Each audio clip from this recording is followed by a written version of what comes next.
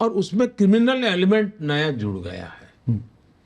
और आज जो संदेश खली तो एक छोटी सी घटना है जी, ना छोटी सी दिखती है, घटना छोटी नहीं, छोटी सी दिखती है, लेकिन पूरे बंगाल में तो भयंकर ज्वालामुखी है। कब विस्फोट होगा कहने की कठिन मुश्किल है जी। हर जगह पे इस प्रकार का जुल्म है और सिर्फ उन्होंने अपनी वोट बैंक की राह। दूसरा, वो कानून नियमों को पालन करने को तैयार नहीं है। टीचर्स भर्ती घोटाले में लोग प्रूव हो जाता है, लोगों की नौकरी चली जाती है, इनको परवाह नहीं है। उनको तो लगता है राजनीति में हम देख लेंगे। करोड़ों करोड़ों रुपयों के नोटों के पहाड़ पकड़े जाते हैं, पैसे गिनते गिनते मशीन थक जाते हैं, लेकिन उनको उन लोगों से कोई परहेज नहीं है। यानी इन्होंने एक न्यू नॉर्मल बना दिया है। देश के लिए संकट का विषय है।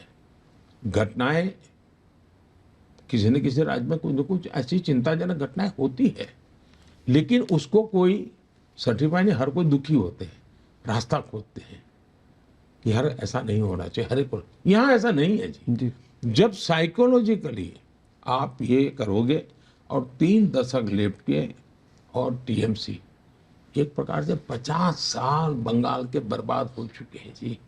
आज कोई इंडस्ट्री नहीं आ रही है वहाँ, कोई नया सिस्टम डेवलप नहीं हो रही है, राजनीति चले जाएगी जी, लोग बेचारे मुसीबत में गुजारा करते रहेंगे।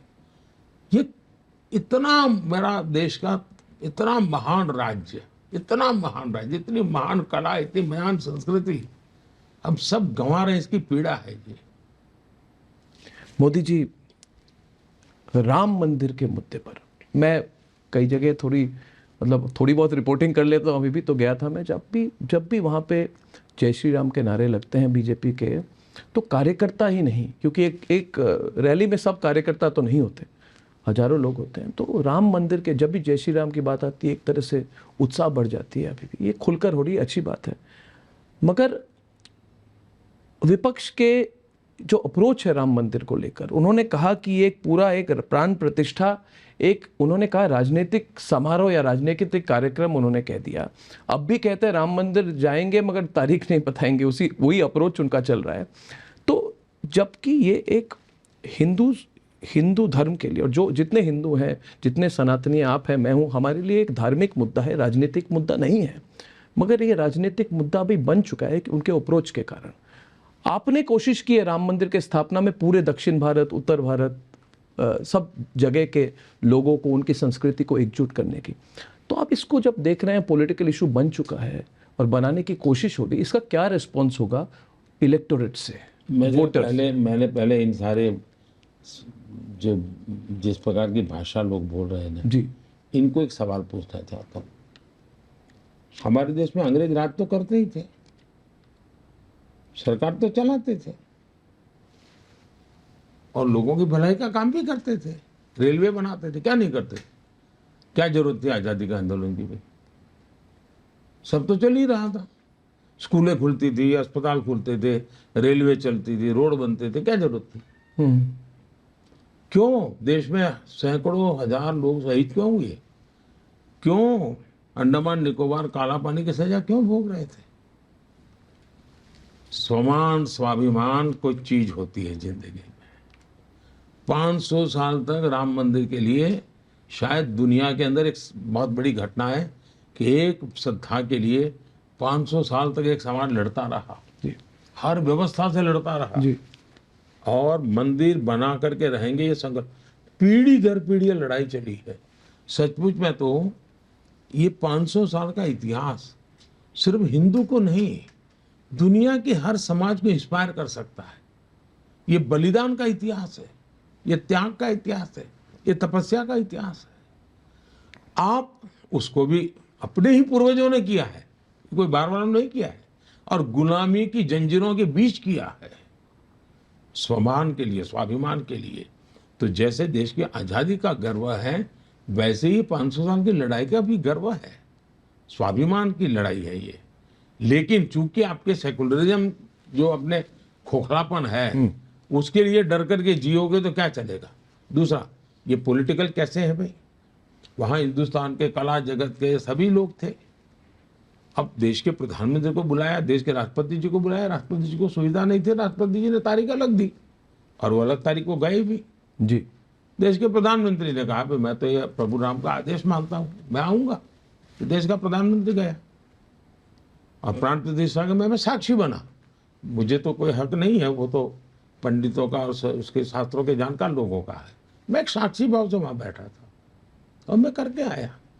और मैंने कहा था भाई, उस दिन मेरा भाषण भी क्या था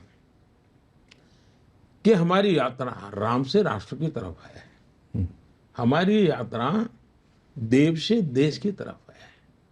ये जो इंस्पिरेशन मिलता है वो देश की भलाई के काम आना चाहिए। दूसरा, ये राम मंदिर के जो ट्रस्टी हैं उनकी विशेषता देखिए साहब, उन्होंने जिन्होंने घोर विरोध किया था लगातार भी, उनके भी यहाँ जाकर के निमंत्रण दिया, सम्मान दिया उनको और ये मैसेज दिया कि भाई अब तक जो हुआ सो हुआ, अब सुप्रीम कोर्ट ने जजमेंट दे दिया है, चलो हम साथ मिलकर चले। उस निमंत्रण को उन्होंने ठीक करा दिया। दूसरी तरफ ऐसा ही निमंत्रण उन्होंने बाबरी मस्जिद का केस लड़ने वाले, राम मंदिर के खिलाफ अदालत में सुप्रीम कोर्ट तक लड़ने वाली 2-2, 3-3 पीढ़ी जिसकी लड़ती रही, वो इकबाल अंसारी, उनको भी निमंत्रण दिया।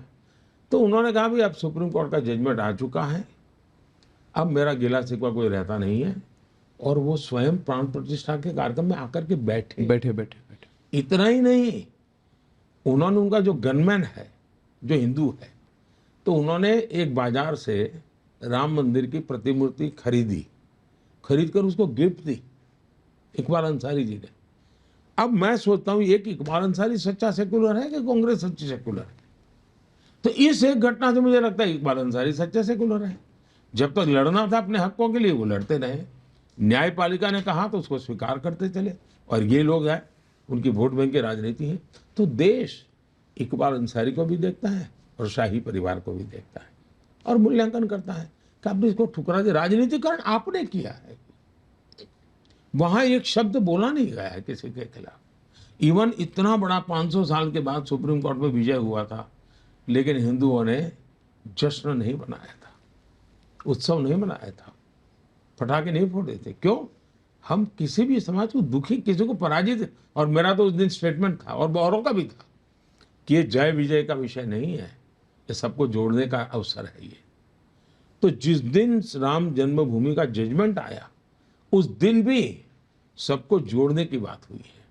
लेकिन दुर्भाग्य है कि कुछ लोगों को इस प्रकार की प्रवृत्ति किए बिना अपनी वोट में